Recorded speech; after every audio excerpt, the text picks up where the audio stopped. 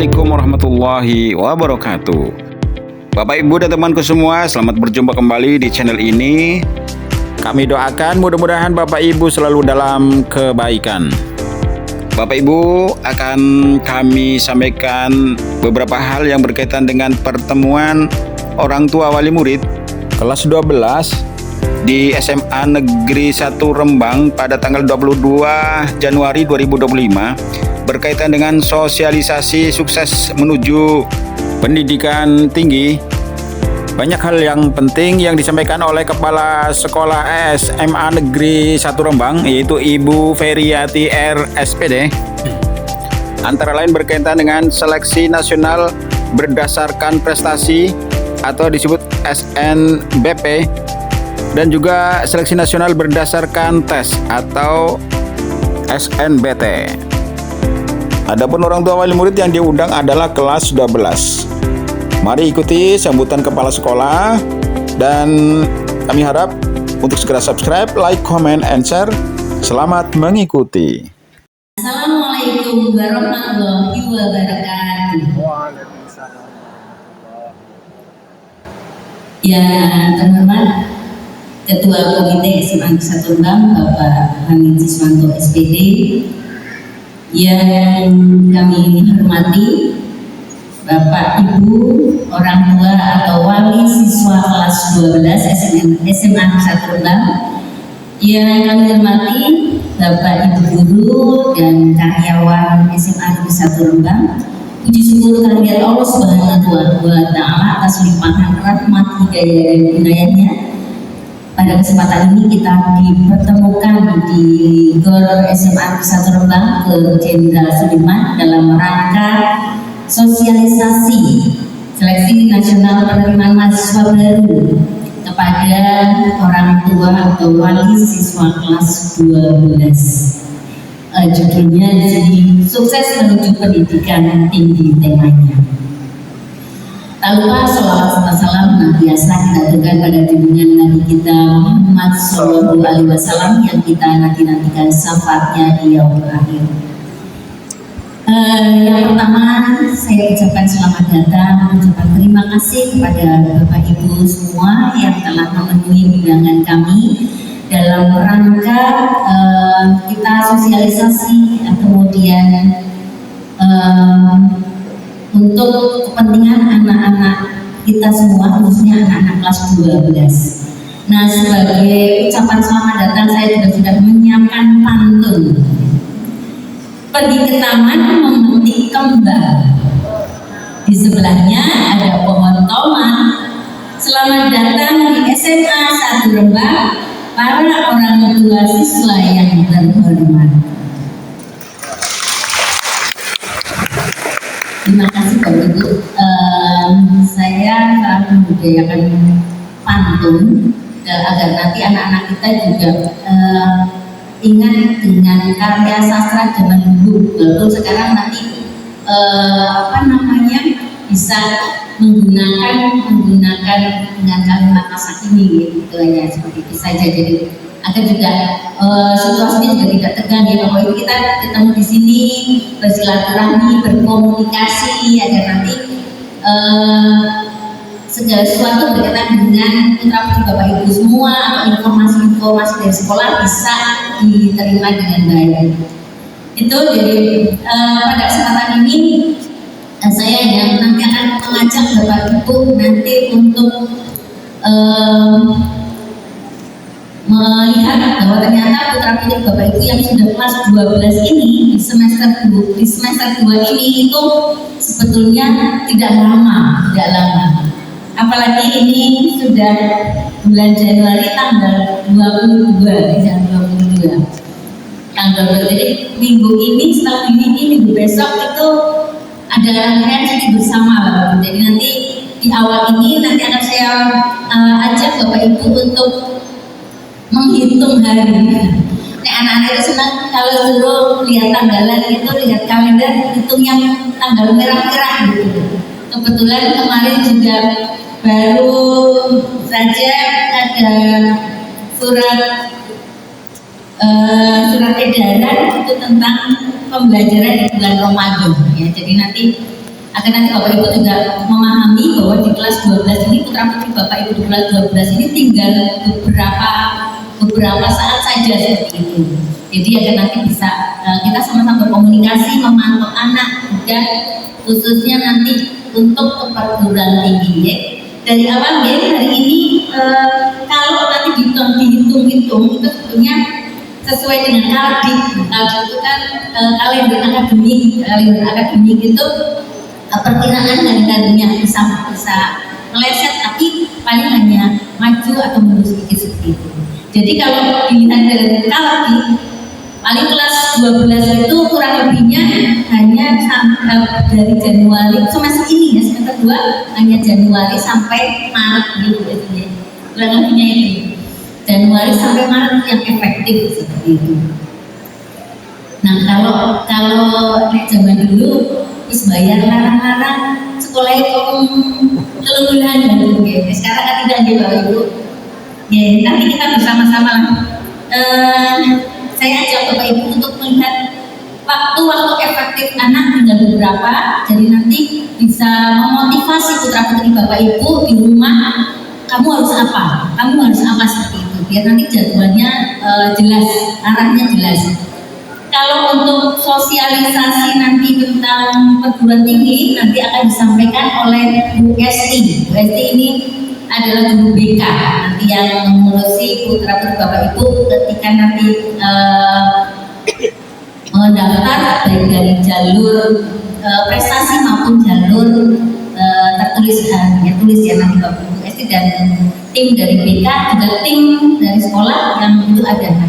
Kemudian di sebelah sana ada Pak Purworejojo untuk kesiswaan nanti juga akan menyampaikan sedikit tentang mungkin aturan-aturan atau tata tertib yang kelas 12 lah ya, apa saja yang harus dilakukan seperti itu. Ya Bapak Ibu, saya ajak ya Bapak Ibu untuk menghitung hari-hari efektif putra putri Bapak Ibu. Sekarang itu sudah tanggal 22. Besok hari Kamis Jumat. Hari Kamis Jumat itu masih efektif kegiatan pembelajaran. Kemudian minggu depan itu tanggal 27 adalah tanggal merah gitu Ibu. Nah tanggal 27 tanggal merah. Kemudian tanggal 28 itu cuti bersama tahun baru Imlek. Kemudian tanggal 29 itu tahun baru Imlek. Berarti otomatis nanti Senin, Selasa, Rabu itu berada di rumah. Gitu untuk kegiatan cuti bersama. Padahal kita sekolah kan sampai hari Jumat. Berarti nanti urutan itu Sabtu, Minggu, Senin, Selasa. Saya senang karena saya bisa mudik. Oke, bisa mudik lama gitu ya. Anak-anak juga senang. Tapi nanti mengapa saya sampaikan agar nanti Bapak Ibu berarti dengan seperti ini nanti artinya Bapak Ibu lebih banyak kawannya di rumah. Jadi minggu bulan Januari. Nah otomatis besok tinggal Kamis Jumat sudah habis ke KBM-nya. Nah, kemudian ini baru saja rilis kemarin tanggal 20 Januari baru ada surat SKB Menteri Pendidikan Dasar dan Menengah, sekarang namanya Menteri Pendidikan Dasar dan Menengah. Kemudian Menteri Agama dan Menteri Dalam Negeri itu juga menetapkan pembelajaran di bulan Ramadan. Ya, jadi artinya juga kalau kemarin ngomongnya bulan Ramadan libur penuh, buatan Bapak Ibu kesenangan nanti. Ya sebenarnya sih kalau untuk ibadah bisa, tapi saya yakin kalau terlalu banyak di rumah malah nanti tidak bisa. Kalau untuk fokus lagi ke pembelajaran susah. Ya. Padahal nanti di kelas 12 itu hari efektif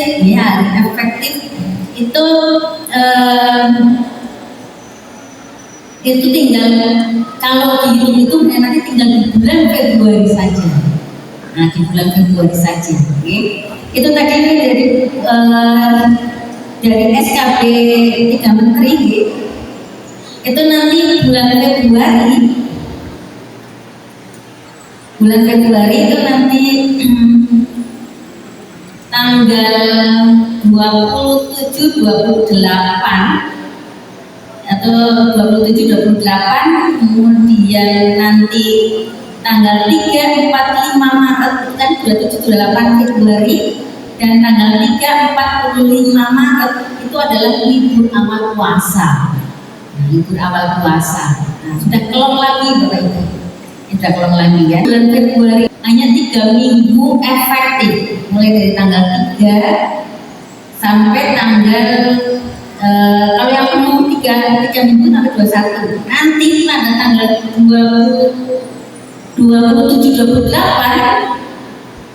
nanti yang bulan kita itu puasa perkiraan tanggal 1 Maret ya, 1 Maret ya. Jadi itu jadi nanti 3 minggu lebih sedikit, 3 minggu 2 hari itu yang KBM aktif.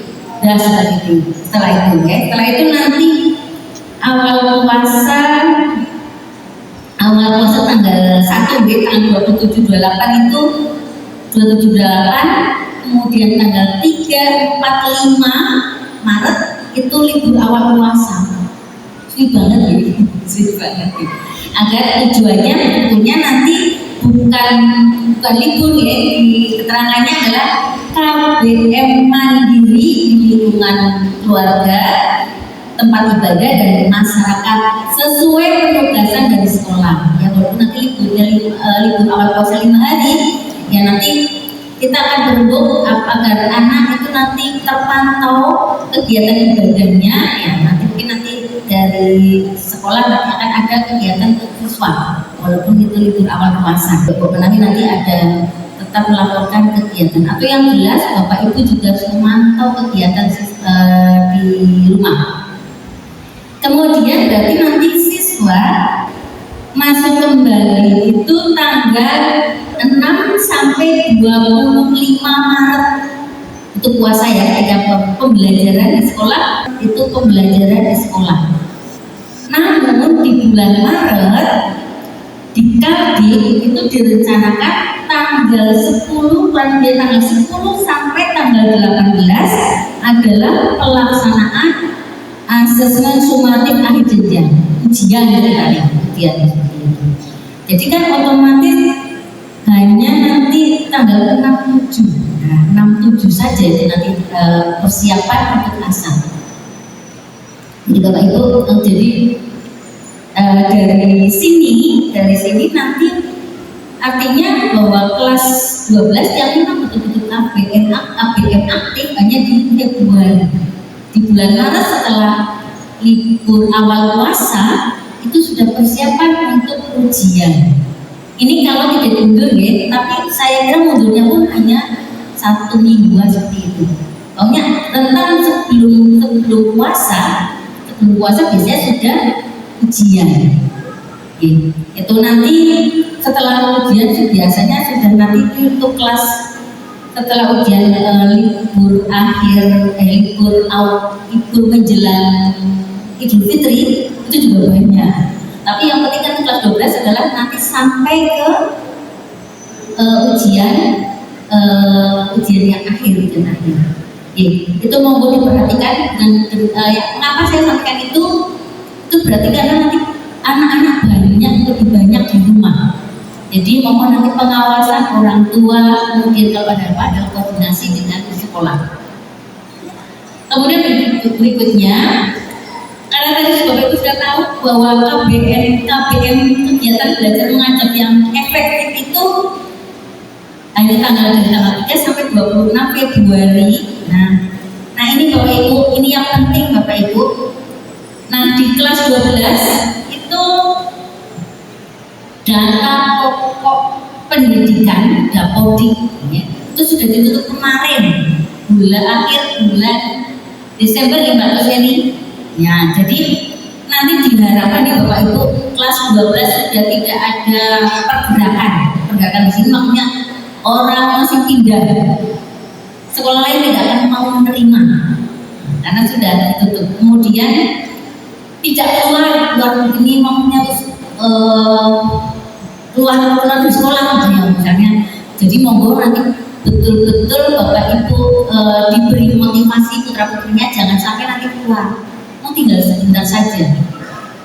Kalau misalnya itu bersabar, nah sampai nanti pelaksanaan asat ya atau ujian. Jadi mau dimotivasi. Nah sebetulnya banyak yang harus dilakukan persiapan. Nanti setelah kalau sudah ujian, berarti kan yang jenjang SMA ini sudah terlewati, tinggal nanti menunggu lulus atau tidak seperti itu.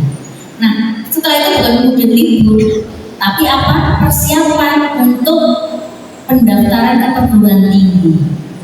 Ya, jadi monggo ini nanti untuk kelas 12 putra putri dengan diberi motivasi, sekolah mau tinggal sebentar saja, sekolah sekenangan, jangan sampai bolos, ketinggalan seperti itu, nanti daripada nanti bermasalah.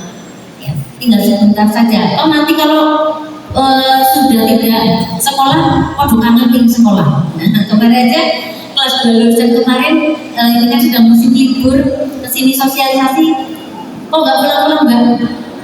Liburan ini kangen dengan sekolahan. Nah jadi monggolah putra putri Bapak Ibu untuk dimotivasi, ini menjelang akhir kelas 12, ayo tetap masuk, tetap semangat, kemudian persiapkan agar nanti mencapai hasil yang terbaik. Itu yang berikutnya gitu. Kemudian yang berikutnya karena tadi ya mudah-mudahan kelas 12 ini sudah tidak ada permasalahan berkaitan dengan data-data gitu. Insya Allah kemarin di kelas 12 sudah tidak ada residu ya Pak Putus Wendy. Kelas 12 sudah tidak ada residu. Misalnya residu itu jadi masih ada yang datanya masih salah kan. Karena apa Bapak Ibu, mungkin Bapak Ibu masih punya putra putri yang masih kelas 10-11, monggo diperhatikan. Sekarang data-data keluarga, data-data itu diperhatikan, jangan sampai ada perbedaan. Ya.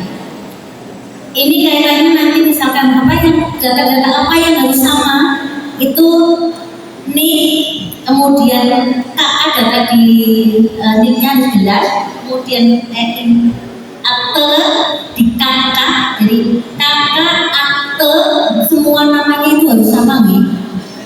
Yang kelas 12 ini sudah dikelirkan, sudah tidak ada permasalahan, mudah-mudahan besok tidak ada pergantian lagi.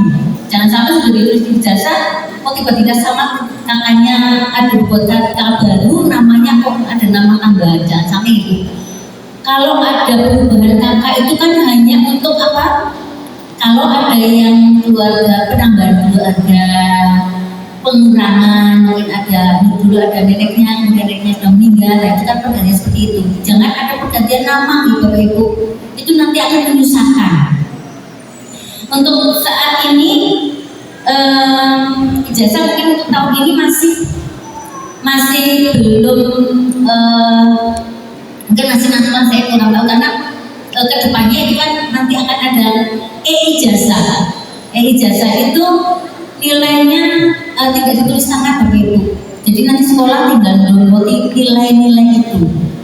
Nah kalau nilai mungkin tidak masalah. Kalau misalkan namanya sampai tidak sama, nah itu nanti tidak muncul nanti ijazahnya. Misalnya di Dapodik itu namanya berbeda, itu nanti tidak muncul. Tapi mudah-mudahan setiap kali kelas 12 di kelas 12 kami cek semua. Hanya permasalahannya itu ketika mau ngurus ijazah masih ada beberapa yang namanya beda, di akte beda. Monggo ini untuk pengalaman gitu, nanti mungkin Bapak Ibu punya putra-putri yang masih kelas 10-11, monggo dicek data-datanya dari kakak, akte, kemudian nanti ijazah-ijazah SMP, SD, nah seperti itu nanti sama biasanya. Jadi tidak ada kesulitan lagi. Kemudian yang berikutnya nanti kalau sudah lulus Bapak Ibu, ijazah itu kalau sudah diselesaikan, itu segera diambil, jangan nunggu besok-besok. Nah ini juga nanti menjadi kesulitan karena sekarang ada ijazah yang sudah jadi itu nomornya diurutkan dimasukkan ke data. namanya penata usaha ijazah. Nanti kalau ada yang ijazahnya belum ditandatangani, belum dicap 3 jari, biasanya seperti itu. Ada saat ini pun masih ada juga yang kemarin belum diambil. Itu nanti kasihan yang ngurus ijazah itu nomornya harus diurutkan, kemudian diupload seperti itu. Jadi kalau memang sudah ada dari sekolah sudah cap 3 jari, kemudian ambil ijazah, diambil, segera diambil. Asesmen sumatif akhir jenjang atau ASAT atau ujian lah seperti itu. Dikaji rencananya tanggal 10 sampai tanggal 17 Maret. Waktu nanti mungkin akan mundur yang mundur 1 minggu atau mundur seperti itu. Kecuali nanti ada kebijakan baru harus bulan April seperti itu. Tapi kelihatannya tidak ya. Itu ini monggo Bapak Ibu di putra Bapak Ibu disemangati. Ini harus ikut semua. Kalau nanti pas pada hari hanya untuk sakit ada surat dokter, nanti harus ikut susulan. Pokoknya harus ikut, karena ini salah satu persyaratan lulusan adalah mengikuti ujian akhir. Kemudian yang untuk studi lanjut, saya hanya menyampaikan poin-poinnya saja. Nanti detailnya akan disampaikan oleh Bu Esti. Di SMA itu kan nanti muaranya nanti setelah SMA kan bagaimana Bapak Ibu, harusnya putra-putri Bapak Ibu adalah melanjutkan ke perguruan tinggi ya. Walaupun kita dari sementara ini masih banyak yang tidak melanjutkan, tapi kita selalu berusaha meningkatkan, memotivasi agar nanti dari SMA itu adalah ke jenjang perguruan tinggi. Ya, walaupun tidak menutup kemungkinan nanti putra-putri Bapak Ibu nanti bisa bekerja ya. Tapi adalah tujuan kalau di SMA tujuannya adalah melanjutkan ke perguruan tinggi. Nah, saat ini sudah untuk perguruan tinggi ada beberapa jalur yang difasilitasi sekolah adalah SNBP dan SN-SPAN ya. Jadi SNBP itu seleksi nasional berdasarkan prestasi. Jadi yang ke perguruan tinggi melalui jalur rapot Bapak Ibu. Ini sudah mulai berjalan prosesnya. Itu jadi yang nanti bisa mendaftar perguruan tinggi melalui jalur rapot itu tidak semuanya, tapi itu yang termasuk dalam siswa eligible dari siswa terbaik. Kalau kita mendapat kuota 40% dari jumlah 279, jadi kurang lebihnya ada 112 siswa itu diambil. Nanti untuk pemeringkatannya karena sudah dibagi itu setiap kelas, karena sekarang kan tidak ada IPA IPS karena kan jadi per paket mapel setiap kelas itu 12 gitu. 14 ya, setiap kelas 14 gitu. Nah, jadi 14 siswa. Jadi mungkin Bapak putra putri sudah tahu nanti. Kemudian itu diambil jadi siswa yang terbaik. Kemudian nanti ada lagi jalur seleksi berdasarkan rapot itu, tapi untuk perguruan tinggi ilmu keagamaannya namanya SPAN PT KIN.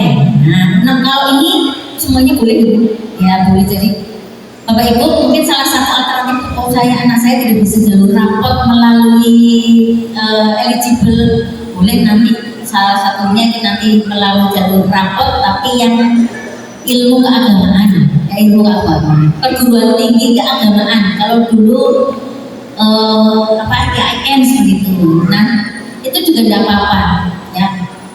Itu kalau yang terdekat di sini adalah mana Mbak Stailu Win Saizu. Nah nanti kalau silakan kemana-mana pun silakan. Itu saya nggak promosi ya, ini pengalaman anak saya. Anak saya dulu yang kedua itu tidak eligible di rapot, tapi dia ikut saya ikut yang itu tadi ilmu perguruan tinggi ilmu keagamaan.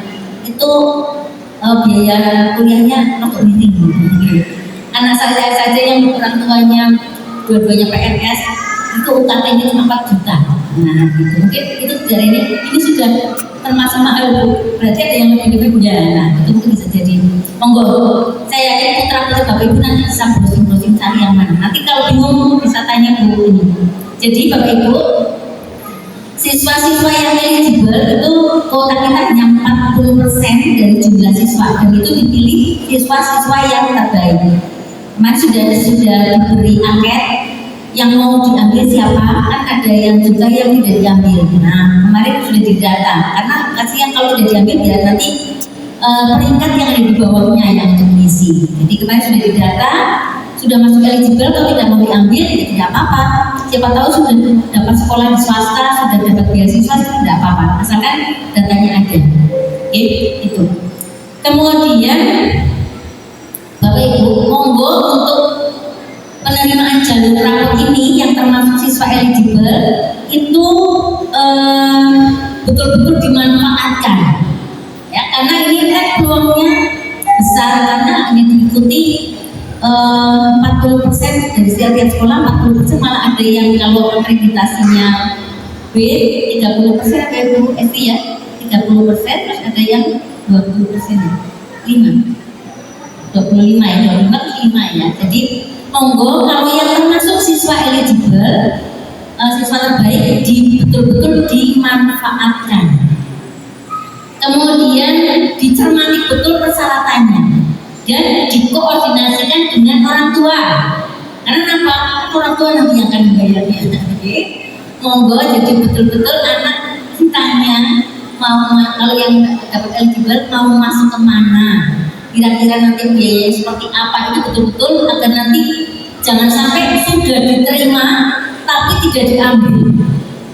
Itu kan untuk sekolah nanti indeks sekolah ini turun lah, ini sudah diterima kok tidak diambil. Kemudian untuk anak sendiri, kalau sudah lulus jalur prestasi nanti tidak bisa daftar jalur yang tulis. Nah, jadi kalau sudah dipilih betul-betul diambil.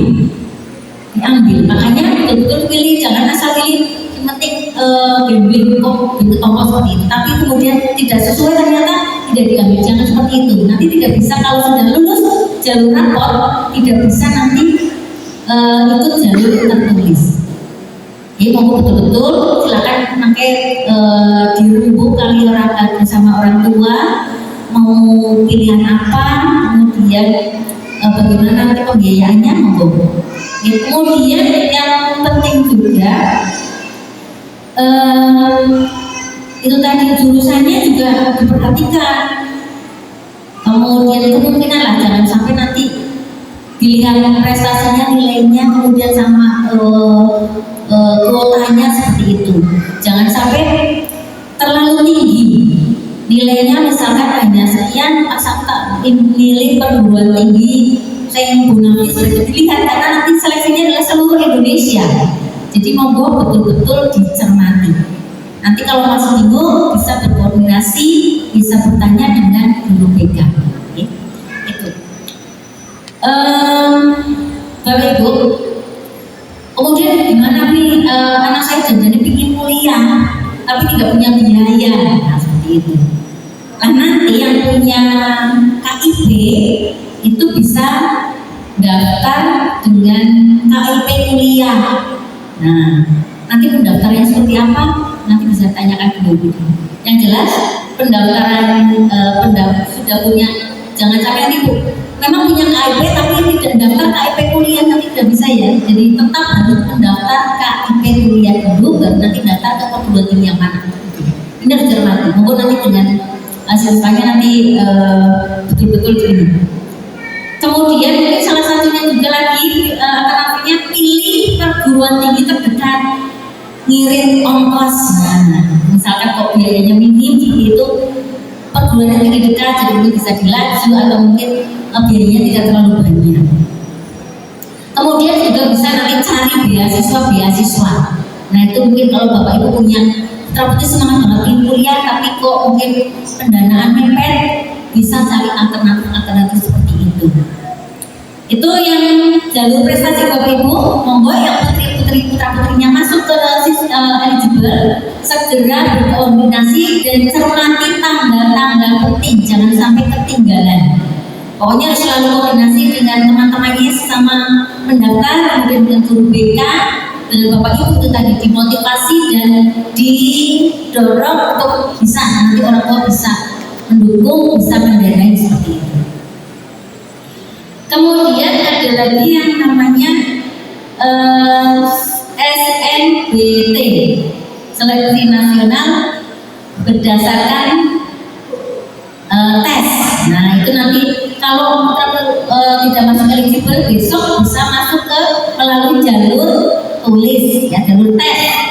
Jadi masih banyak kesempatan, Jadi itu juga sama.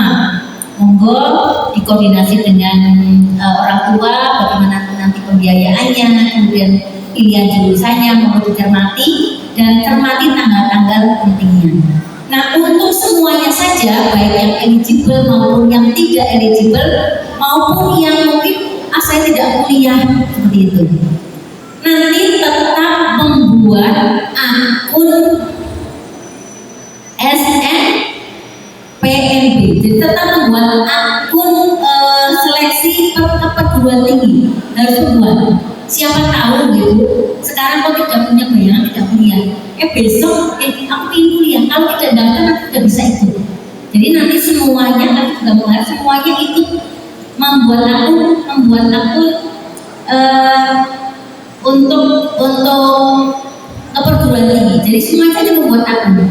Mbak nanti sekarang nggak kepikiran, besok bilang itu kok ini ternyata ada, atau kemudian ingin perguruan tinggi. Nanti kalau belum daftar, nanti tidak bisa. Nanti kalau sekolah akan mengarahkan semuanya biar ikut daftar. Ya walaupun kalau tidak daftar ya tidak apa-apa, tapi semuanya harus daftar. Ya, itu berkaitan dengan studi lanjut. Nanti selebihnya bagaimana tata caranya nanti akan disampaikan oleh BSD.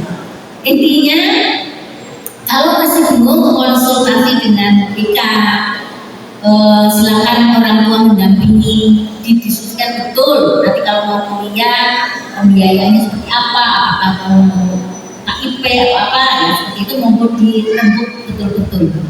Dan ini waktunya juga terus berjalan, ya. Nanti waktu-waktu penting nanti Bu Esti bisa menyampaikan. Itu berkaitan dengan SNBT, dengan SNBT secara umum seperti itu ya Bu. Dengan tadi bahwa kelas 12 itu waktunya tinggal sedikit untuk hari efektif, itu otomatis hanya tinggal bulan Februari ke depannya, sudah tinggal ujian atau persiapan-persiapan yang lain. Jadi monggo dimotivasi. Kemudian selanjutnya sedikit lagi Bu, karena saya sampaikan walaupun sudah kelas 12, ini kemarin ada program dari Menteri Pendidikan yang baru, itu adalah program pembiasaan karakter, yaitu program pembiasaan karakter. Jadi ini walaupun sudah kelas 12 tetap saya sampaikan, karena ini pun kalaupun nanti tidak ada di sekolah juga ini pembiasaan karakter juga nanti disampaikan ke Bapak Ibu, lakukan di rumah. Anak-anak juga harus dilakukan di rumah. Berkaitan dengan itu kemarin ada surat edaran bersama antara Menteri Pendidikan, Mendagri dan Menteri Agama tentang penguatan pendidikan karakter melalui pembiasaan baik di satuan pendidikan maupun di masyarakat. Nah, latar belakangnya kita kan nanti tujuannya adalah terwujudnya Indonesia Emas di tahun 2045. Nah, untuk itu diperlukan sumber daya manusia yang unggul. Nah, Bapak Ibu mungkin sudah merasakan tantangan di dunia pendidikan. Bapak Ibu sebagai orang tua itu adalah banyak sekali. Di antaranya ada banyaknya kekerasan, kesehatan fisik dan mental. Kelihatannya anak-anak baik-baik saja, tapi mungkin secara mental sebenarnya bermasalah. Kemudian belum lagi dari gawai atau handphone. Kemudian ada pornografi, ada judi online, narkoba, itu bisa saja menyerang anak-anak kita. Jadi untuk itu perlu dipersiapkan peserta didik yang memiliki 8 karakter utama bangsa, yaitu religius, bermoral, sehat, cerdas dan kreatif, kerja keras, disiplin dan tertib, mandiri dan bermanfaat. Nah, itu sing untuk mewujudkan itu yang susah. Jadi itu perlu pembiasaan. Jadi karakter-karakter itu tidak langsung muncul, itu perlu pembiasaan dan tidak cukup hanya di sekolah saja. Tentunya juga harus dari rumah, sekolah, masyarakat itu harus selalu pembiasaan itu ada sehingga menjadi membentuk karakter anak-anak kita. Nah, dari SI itu kemudian muncul program 7 kebiasaan anak Indonesia hebat, ya, yang dilontarkan oleh Menteri Pendidikan Dasar dan Menengah. Mungkin Bapak Ibu sudah pernah mendengar, ya, saya juga kemarin ketika terima rapor seperti sudah menyampaikan. Apa saja sih 7 kebiasaan anak Indonesia hebat? Mengapa itu saya sampaikan? Karena itu tidak hanya sekolah saja, itu nanti Bapak Ibu di rumah harus berperan. Yang pertama adalah bangun pagi. Nah, ini tentunya yang berperan adalah orang tua nih. Masuk saya suruh meng-SMS-i anak 853 kan nggak mungkin. Ibu wali kelas saya kan isu-isu nelponi anak-anak juga mungkin. Berarti ini peran Bapak Ibu. Monggo di rumah, ya kalau masih bilang dibangunkan. Tidak cukup sekali. Saya membangun anak tidak cukup sekali. Ya. Kalau berbangun saya tungguin sholat subuh. Kalau ditinggal tidur lagi. Nah, jadi tunggu sampai bangun. Nah, kalau yang sudah terbiasa, alhamdulillah yang sudah terbiasa. Gitu. Kemudian kalau mungkin disarankan di alarm juga ada yang bangun, ada juga yang mungkin kemudian dipatenin. Nah, jadi betul-betul itu diterapkan. Mungkin awal-awalnya terpaksa, kalau lama-kelamaan insya Allah nanti kan bisa. Atau ini tentu terkait dengan kebiasaan yang di akhir adalah kebiasaan untuk tidur lebih awal. Monggo Bapak Ibu, kalau sudah malam dikontrol putra-putri ini. Dia sudah tidur apa belum, seperti itu. Karena apa? Karena kita sudah tidur, anak-anak belum tidur. Nah, monggo itu perlu bagaimana bisa bangun pagi kalau malam tidurnya terlalu malam. Itu betul-betul loh, Bu. Kalau ingin anak ibu punya karakter yang baik, ini makanya Menteri Pendidikan ini melontarkan ini kebiasaan bangun pagi. Kemudian yang kedua adalah beribadah. Ya, kalau yang sudah berjalan, alhamdulillah punya putra seperti itu. Monggo tadi setelah bangun, pastikan kalau yang Islam, calon di sini di SMA Rembang semuanya Muslim, disuruh sholat subuh. Yang terpantau kalau di sekolah kan hanya sholat duhur, asar itu kan kalau yang sholat berjamaah asar itu kalau yang jam akhir itu agama. Kalau tidak ada yang setelah pulang sudah sholat, ada juga yang masih pulang rumah. Monggo selebihnya Bapak Ibu yang memantau. Karena ini penting.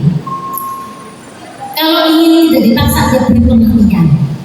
Saya yakin Bapak Ibu tahu mengapa pentingnya sholat, mengapa. Monggo diberi. Insya Allah dari sekolah juga ketika kita juga kami sudah menerapkan seperti itu. Kemudian itu yang ibadah, ya. Untuk di sekolah, insya Allah sholat duhur itu sudah menjadi program sekolah. Kemudian untuk hari Jumat, siswa putra itu sholat Jumat, kemudian siswa putri ada kegiatan di sini keputrian berkaitan dengan keagamaan ataupun etika seperti itu disampaikan itu nanti setelah keputrian mereka sholat duhur. Kemudian untuk beribadah kita ada Rabu religi. Tadi pagi 15 menit di awal pembelajaran sudah ada kegiatan Rabu religi, itu bergantian Misalkan kelas 10, kalau hari ini tanggal 2, kelas 10 tadi hafalan juz 30, kemudian kelas 11 sholat 2, kelas 12 hafalan juz, atau kalau tidak sholat 2 hafalan Asmaul Husna seperti itu setiap hari Rabu. Jadi itu kebiasaan beribadah di sekolah. Monggo yang di rumah tanggung jawab Bapak Ibu untuk mengontrol, memotivasi, mengontrol. Kemudian yang berikutnya adalah pembiasaan berolahraga. Di sekolah di Mapel wajib sudah ada pelajaran olahraga 3 jam, 1 minggu 3 jam. Kemudian ini ada program Senam Anak Indonesia Hebat. Kemarin kita baru latihan, insya Allah nanti minggu bulan besok atau bulan Februari kita sudah nanti penerapan.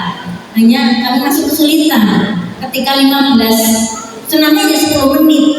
Tapi kalau yang suruh di lapangan kita sini waktunya berubah. Jadi kita masih bagaimana caranya biar hanya 15 menit itu bisa efektif. Insya Allah nanti kami cari waktu agar nanti waktunya tidak terbuang ya. Jadi nanti 15 menit bisa pas, bisa nanti di kelas atau gimana. Insya Allah nanti kita akan menerapkan itu minimal senam anak Indonesia Hebat 2 kali.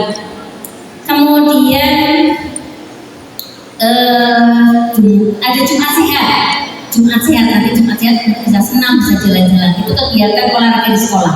Monggo yang di rumah bisa memanfaatkan waktu-waktu ketika anak hari Sabtu Minggu. Bolehlah anak-anak disuruh jogging daripada setelah sholat jangan tidur lagi, tapi untuk olahraga atau motivasi. Kemudian yang keempat adalah makan sehat dan bergizi.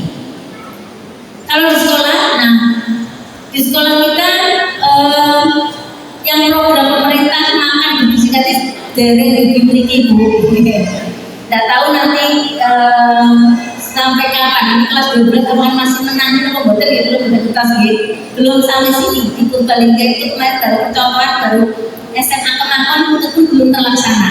Jadi nggak tahu nanti sampai ke Rembang itu kapan. Mungkin nanti kelas 10 dan kelas 11 yang bisa ini. Kemudian untuk di sekolah kita juga ada program sarapan bersama Jumat bergizi, baru terlaksana berapa kali ya? Nanti insya Allah itu akan selalu dilaksanakan. Monggo kalau di rumah untuk makan sehat bergizi diperhatikan untuk putra putri Bapak Ibu, makan sehat, makan sayur, buah, makan jangan dibiasakan makan yang pedas karena sekarang yang itu mau dikurangi lah karena itu tidak sehat. Itu kemudian yang kelima adalah gemar belajar. Monggo di sekolah jelas ya sudah diarahkan untuk belajar. Nanti tinggal Bapak Ibu yang di rumah dibiasakan untuk belajar, mengawasi mereka belajar, jamnya juga diperhatikan. Jangan terserah anak Bu. Kita sekali-kali juga ngontrol untuk agar mereka belajar. Kemudian yang keenam adalah bermasyarakat. Bermasyarakat itu tentunya di rumah ya. Jadi monggo nanti di rumah anak-anak ibu disuruh ikut kegiatan di sosial di rumah. Kalau ada karantina ya ikut. Kalau ada kerja bakti, misalkan kerja bakti bapak-bapak, boleh anaknya anak ikut, ibu-ibu yang kerja bakti, ibu putranya dijak gitu, biar nanti bermasyarakat. Nah mungkin ini kalau bapak ibu diundangkan itu sekali-kali kalau punya anak lagi makili, nah seperti itu biar mereka juga bersosialisasi. Insya Allah kalau untuk bermasyarakat bersosial di sekolah kita ada OSIS, ada MPK, ada eskul.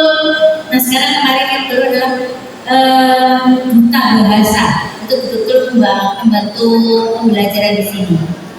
Yang ketujuh, yang terakhir adalah tidur cepat, tidur lebih awal. Ini kaitannya dengan yang tadi bangun pagi.